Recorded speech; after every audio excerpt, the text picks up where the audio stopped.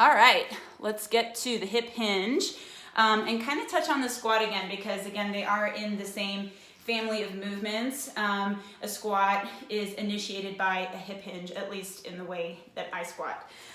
So your hip, right, is this structure here, and you can flex your hip and extend your hip.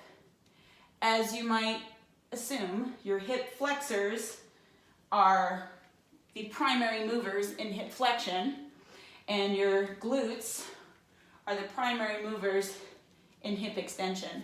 So if I just use my hip flexors to achieve hip flexion and not my hamstrings, which assist, this is as far as I can go. And again, you're watching how far my hips go, right? Not how far my chest goes, because that is lumbar, right? And all of these muscles are playing onto each other. They're not isolating here, right? So if I want to achieve a deeper hip flexion, then I will use my hamstrings to assist. And see how now, so here, without my hamstrings, with my hamstrings, I can get my hips way further back, right? And that's what we're trying to achieve, as deep as a bend in the hips as possible. And then the power from the glutes, right? There's super powerful muscle, push your hips forward. Now, if you're back here, see how, again, I've lost that spinal alignment. My low back is super extended. I'm in hip extension, but I'm also in back extension. And I see this all the time for chicks trying to grow their ass, especially. They're doing a ton of back extension. Not only are they not really using their glutes as much as they could be, they're probably hurting their back. So ladies, if your back is sore after you do a bunch of glute stuff, you're not doing glute stuff, okay? So remember that we want that neutral pelvis, ribs down, balanced, right? Glutes rock hard, right? So the biggest issue people run into when they're trying to do a hip hinge is they spill their pelvis forward, right? So just like I was talking about before. And you see now that what moved wasn't actually my hips, it was my low back, right? My hips actually didn't really bend much. It was all the movement in my low back. So if you do your squat like this, right, you can already see that it's pushing my pelvis forward, and it's actually kind of like closing me off. Like I can't go deeper than this in my squat because of that, which is crazy, right? So a lot of times when people will tell you you can't squat deep because of mobility, they're full of shit.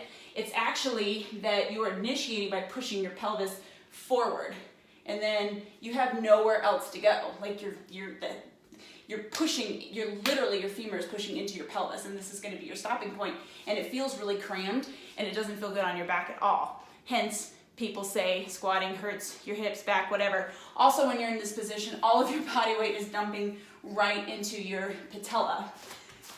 Compare that to a hinge like this, where you're sitting back and down. So now, I've maintained this neutral pelvis position, so I'm not dumping into my low back. My low abs are staying engaged. My patella is largely unaffected because my body weight is now underneath it, right? That's your kneecap. And my hips have plenty of space for me to move in, right? So start learning how to take apart issues in both your squat and your hinge. If you feel a lot of pressure on your back and your hips, you're probably creating that pressure, right? So take a step back, and as like I said, always send me a video. I'm happy to send you just like a couple snippets of advice for you. So that's the squat, but it's also the hinge. Issues with the hinge. Starting like this, right? Super sexy, but not good. Or they don't use their hamstrings, so they actually are just using their back. You see how my hips stop moving? My hips stop moving like there, and then the rest is all from here, right? Or they squat it. So you see how my knees are moving me down? My hips aren't really flexing, my knees are, right? So really it's just learning how to move from your hips and not from the other multitude of muscles that are willing to assist you in a shitty movement, right? So it's not necessarily like an activation thing in that your glutes aren't working. It's an activation thing in that you're saying, hey glutes, get your shit together, it's time to hip hinge, okay? So let's grab your bell. And I'm just gonna assume that everybody only has a small bell, so I'm gonna use my smallest bell, which is 25 pounds, or 12 kilos, rounding. And I'm going to grab this Amazon box and use it to elevate it. Why do I want to elevate it? I'm not a big person, I'm 5'5", but that little bell is all the way down here. So that's kind of like a deficit deadlift. I have to reach really far down to get it there. And it's unnecessary. And especially if you're not very flexible, you're really just asking for problems. So by elevating the bell, you're mimicking where the bar would be, where the barbell would be in a barbell deadlift, which is about mid-shin, obviously depending on how tall you are. So I'm gonna grab this box and the bell will go on top. I don't know what's in this box, but it's nothing sturdy, so that does not look good, but whatever. It's not gonna hurt me, and that's all I care about. Okay, so you're gonna straddle, right, the bell.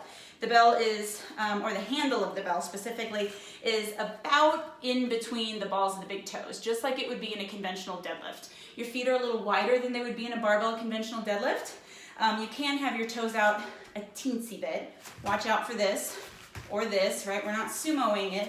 And actually, I think even if you do prefer sumo deadlift like I do, I think it's really important to be versatile, and swings are done in a conventional stance. And it's important that you are able to be strong and that you expose your hip joint, especially, to different positions for both your legs and your feet, okay? So now you're gonna flex your hips back, right? I like to do like a little karate chop, kind of push them straight back, keeping my kneecap in the same place and reaching the belly of my hamstrings back, okay? So I'm gonna come down and reach for the handle of the bell. Remember that with the goblet squat, we hold on to the horns. The swing and the hip hinge, AKA deadlift, we hold on to the handle. So if you have a bigger chest, especially as a woman, it can be really tricky to make this work. It's harder with a kettlebell than it is a barbell, which gives you a lot more space. Big guys too, if you're a really beefy guy. Do your best and just be aware of the tendency to do this at the top, or worse, this. Remember, we always want to try to find that alignment, that neutral spine and pelvis, right? Squeeze your butt and don't overextend your low back, okay? So you just kind of have to get the girls out of the way if that's the case, or biceps or whatever the fuck. Okay, so hinge your hips back. Notice when I hinge, my sternum is visible, okay? So a really unorthodox cue that I like, and I'm a chick, I can use it, I won't get sued, is let me look down your shirt. So if you're doing the classic moving like this, right? You see how my hips didn't really go back very far. I'm moving from my low back again, like I told you guys before. How to correct that is to sit back like yay, which is hard to do without some kind of counterweight. So that way you see how my chest is now higher than my hips, right, which is important. In this position, my shoulders are over the handle of the kettlebell, which is also really, really important, right? You don't want to be forward of it because then you lift with your back.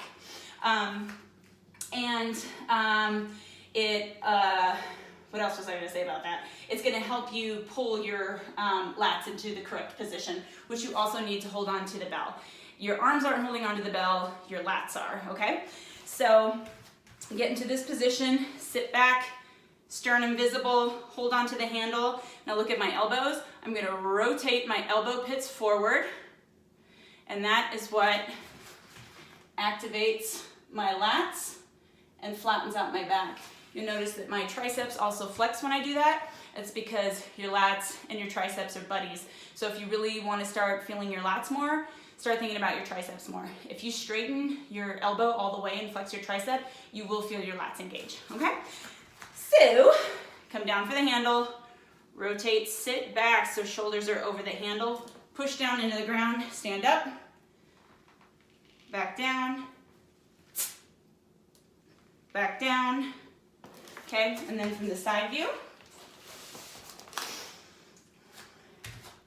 straddle the bell, neutral, neutral, push my hips back, perpendicular shins, hand on the handle, rotate the elbows. Another way that I think about that is trying to snap the handle in half, sitting back,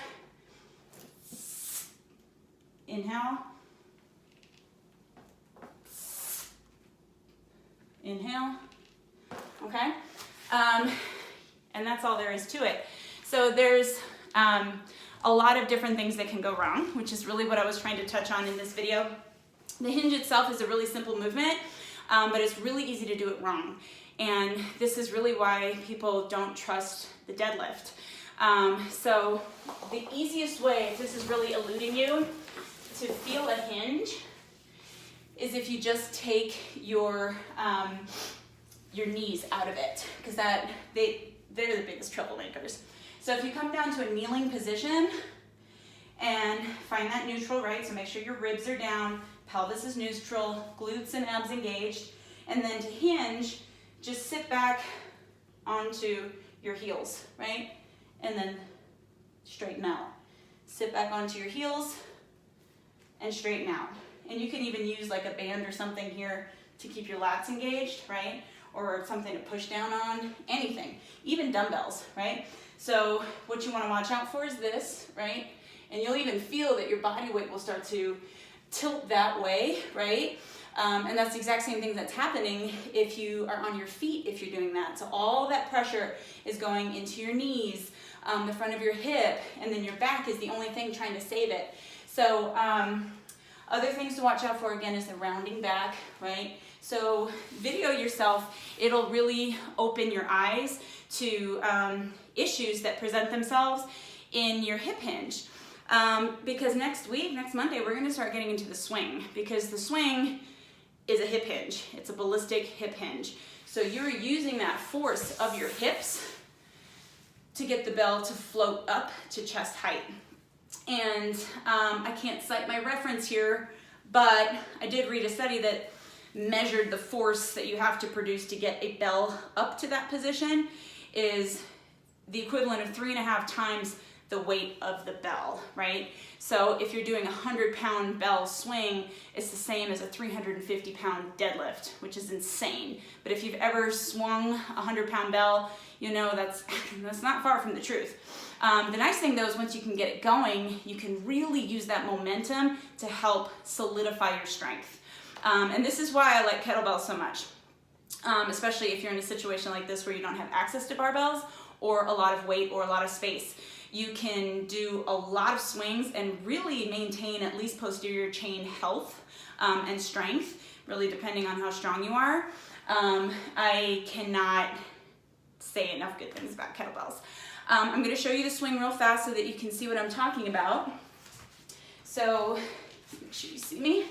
So my hinge right here, and I don't have the box, so you see I'm having to reach down with my chest a little more than I like.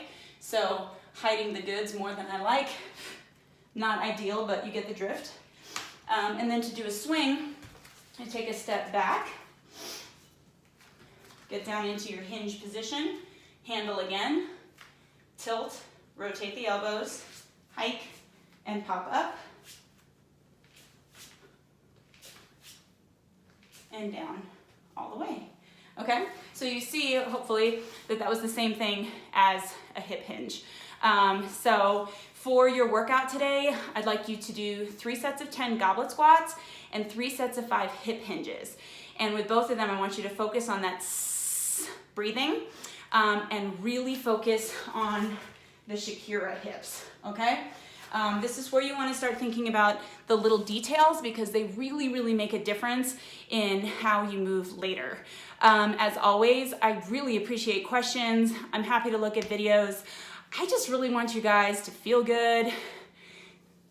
Yeah, that's about it. And like me, I mean, that'd be great. So if you could just tell me how awesome I am, that's great. I do accept donations. It is completely up to you because we're all up shit creek right now financially. Do whatever you gotta do. Just keep your back safe and tell me about it. See you guys later.